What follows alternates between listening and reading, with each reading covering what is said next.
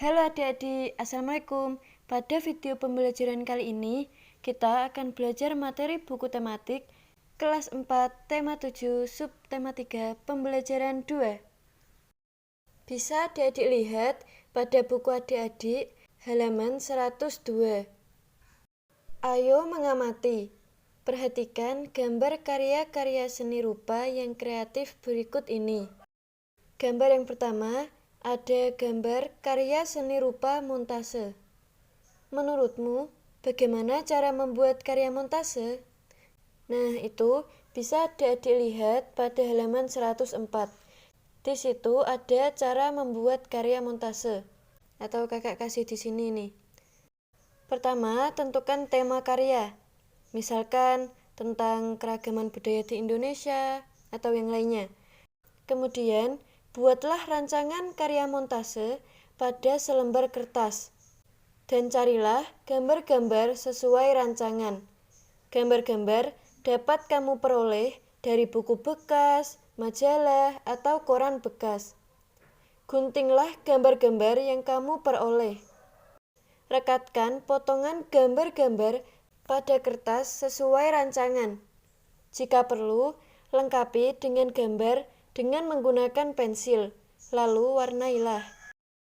Kemudian, gambar yang kedua ada gambar karya seni rupa kolase. Menurutmu, bagaimana cara membuat karya kolase? Cara membuat karya kolase bisa adik-adik lihat pada halaman 105 atau kakak kasih di sini ini bisa adik-adik lihat. Pertama-tama, buatlah gambar pada selembar kertas sesuai tema yang dipilih. Kemudian, siapkan bahan untuk kolase.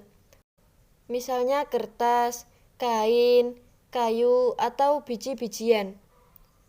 Potong-potong bahan kolase, kecuali biji-bijian. Dan tempelkan potongan-potongan bahan pada gambar. Kemudian gambar yang ketiga ada gambar karya seni rupa mozaik. Menurutmu, bagaimana cara membuat karya mozaik? Dan apa perbedaannya dengan karya kolase? Cara membuat karya mozaik juga bisa adik-adik lihat pada halaman 105. Pertama-tama, buatlah gambar pada selembar kertas sesuai tema yang dipilih. Kemudian, siapkan bahan untuk mozaik, misalnya kertas atau kain.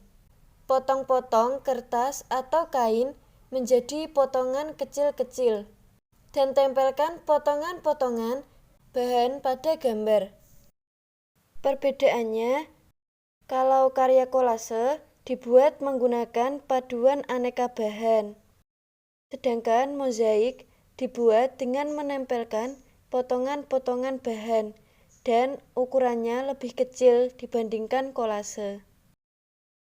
Kemudian gambar yang terakhir, ada gambar karya seni aplikasi. Menurutmu, bagaimana cara membuat karya seni aplikasi? Cara membuat karya aplikasi, yang pertama, siapkan bahan untuk aplikasi, misalnya kain atau kertas, kertas berwarna, atau kertas bekas kalender. Rancanglah gambar pada selembar kertas sesuai dengan tema yang dipilih. Potonglah kain atau kertas menjadi bentuk tertentu, misalnya daun, bunga, binatang, atau bentuk-bentuk lain sesuai dengan gambar rancangan. Yang terakhir, tempelkan potongan bentuk tersebut pada benda yang akan dihias. Tempelkan menggunakan lem atau dengan menjahit jika aplikasi menggunakan kain.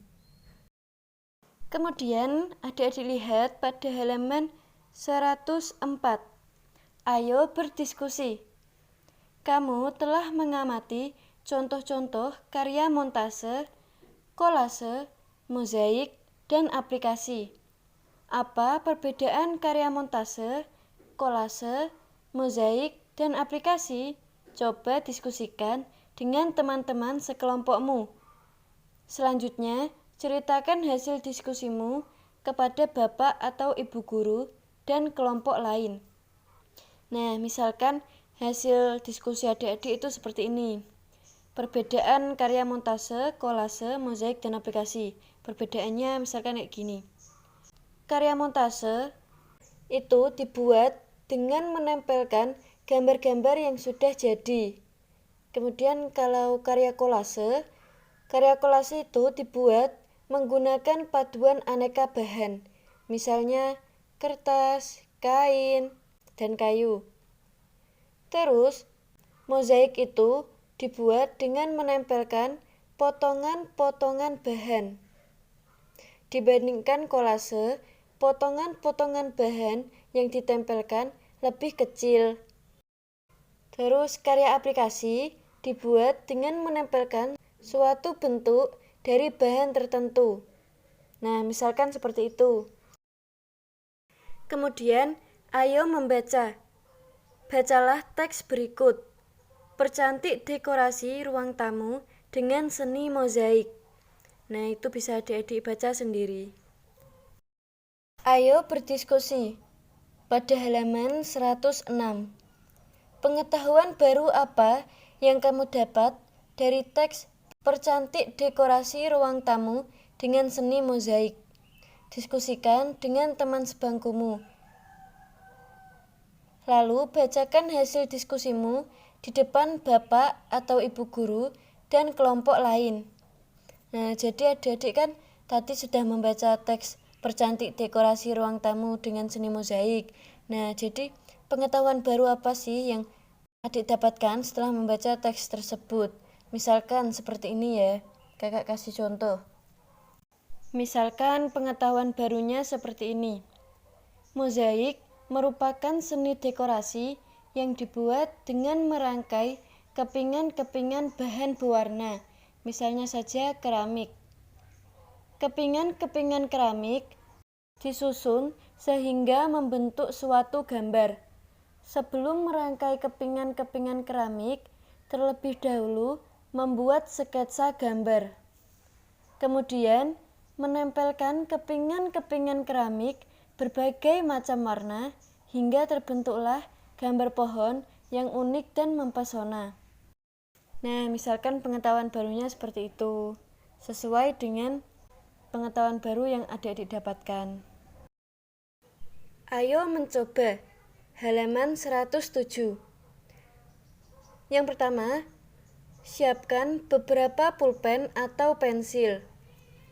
Kumpulkan benda itu sebanyak-banyaknya dari teman-temanmu. Setelah terkumpul, rabalah permukaan setiap benda itu. Kemudian, peganglah satu persatu. Peganglah dengan cara yang sama. Bandingkan hubungan kelicinan permukaan benda dengan kemudahan memegang benda tersebut. Catatlah hasil kegiatanmu.